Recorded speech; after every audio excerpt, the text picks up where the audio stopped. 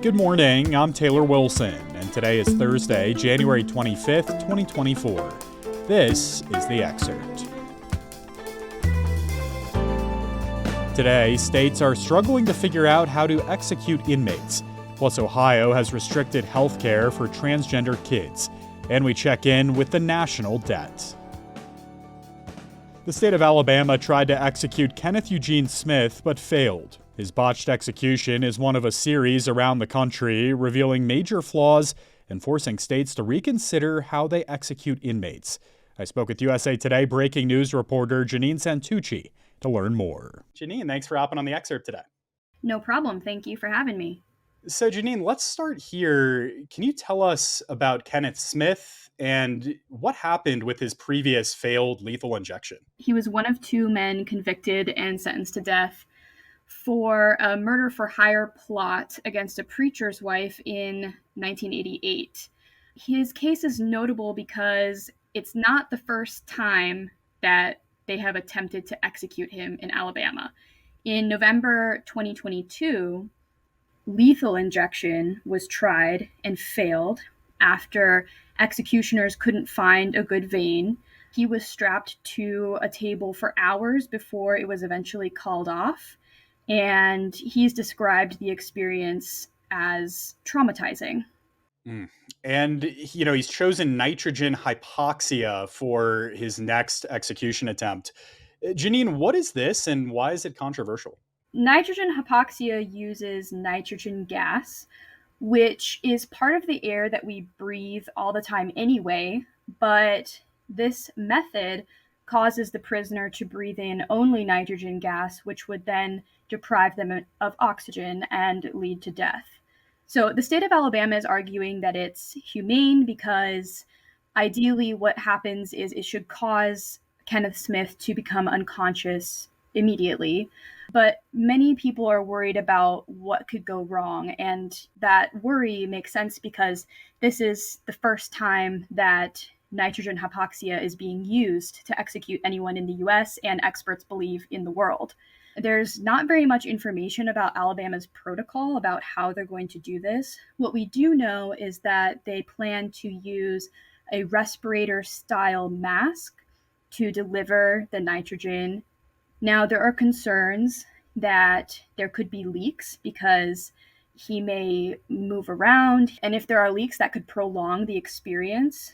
There are concerns that he could vomit and choke to death, which would be, more excruciating. And there are also concerns about the safety of the people around him. His spiritual advisor is supposed to be right next to him, but if there are leaks, there are concerns about his safety as well. I spoke to Elizabeth Armstrong, who's a bioethics professor at Colorado Christian University, and she brought up the ethics involved in this process as sort of experimenting on a human being, a process that hasn't been done before. And Janine, what are the other execution methods that the U.S. officially uses, and how is it decided really which form to use? Historically, the U.S. has used 6 methods dating back to colonial times: hanging, firing squad, lethal gas, electrocution, lethal injection, and now nitrogen hypoxia being the 6th.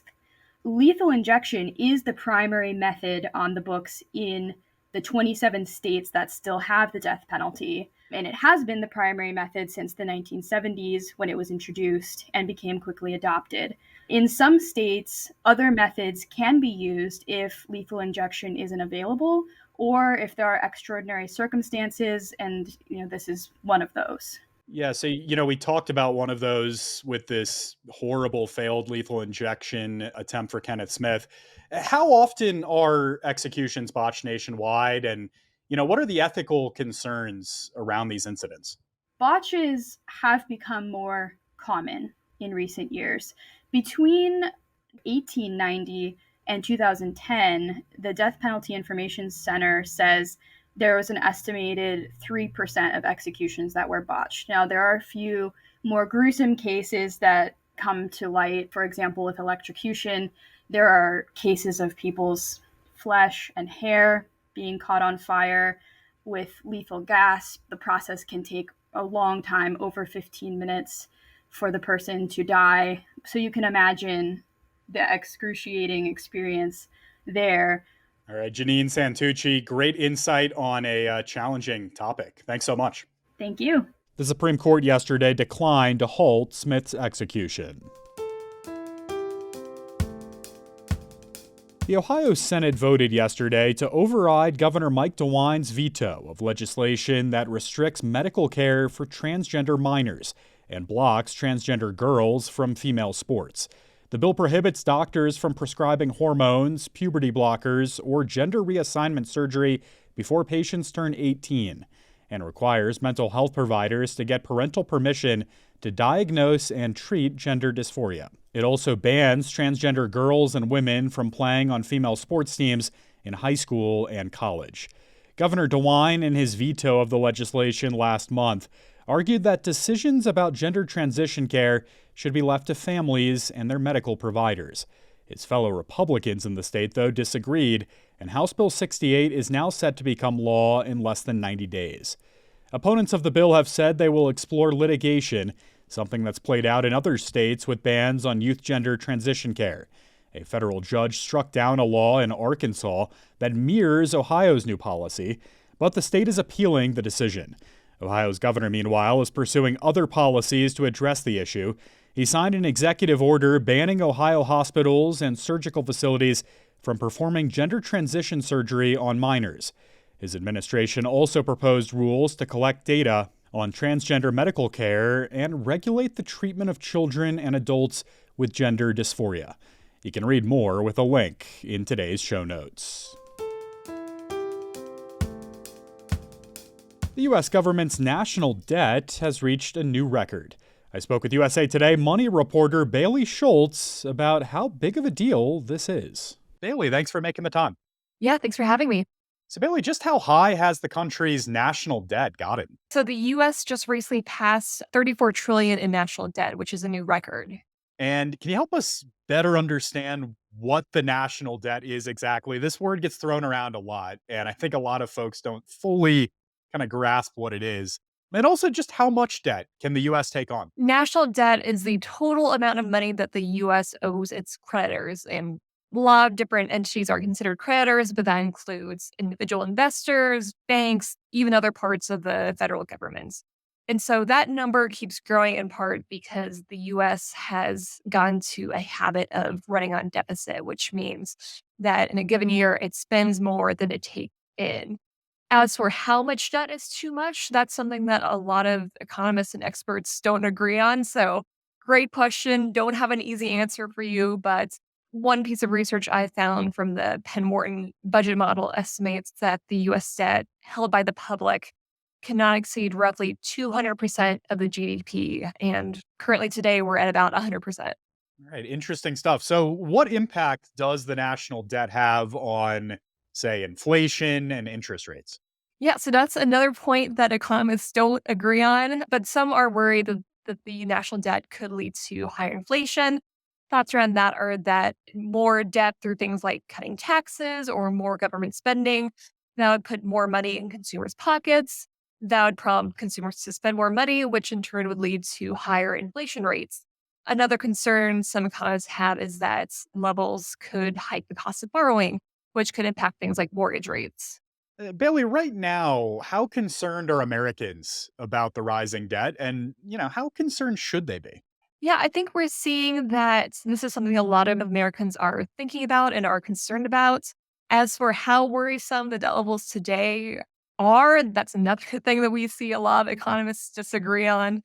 One told me that this new benchmark, as passing this $34 trillion, though, this does not mean that the sky is falling by any means. As far as looking long term on what this debt means, we're seeing that there are economists and lawmakers who are definitely concerned about this debt and what it can mean for the economy, while others say these concerns are a bit overblown and the debt might just have to be the price we pay as a country to kind of keep money flowing to essential programs. Yeah, so we know the debt keeps going up. What's next for this conversation around the national debt going forward? The impact of the debt itself is definitely up for debate, but Americans could definitely start seeing ramifications as and when and if we see lawmakers start to take steps to address this national debt. And that could be through things like raising taxes, cutting spending to certain programs, or some sort of combination of both. Bailey Schultz, I always learn a lot when you're here on the show. Thanks so much. Thanks for having me. We're living healthier, longer lives, and there's a slew of remote work available that can be done from the comfort of your own home. Still, Americans aren't necessarily working longer. As it turns out, the average American retires not at age 70 or 65, but at 62. That number comes from 2 annual surveys of working and retired Americans, one from the Employee Benefit Research Institute and another from the Transamerica Center for Retirement Studies. And retiring at 62 is different from what we expect. According to the Transamerica study, the average over 50 worker expects to retire at 67, and 2/3 of older employees plan to retire after 65 or not at all. The reality is we don't always get to retire when we want. Many people imagine easing out of employment on their own terms, but actual retirement tends to arrive abruptly and unexpectedly, triggered by declining health or corporate downsizing. In the Transamerica survey, 56% of retirees said they retired sooner than they had planned. The takeaways, as personal finance reporter Daniel Devise writes, 1, it's never too early to start planning for retirement. 2, when you sit down to write a retirement plan, err on the conservative side. And 3, don't get too caught up in the numbers. Do you flush with the lid open or closed?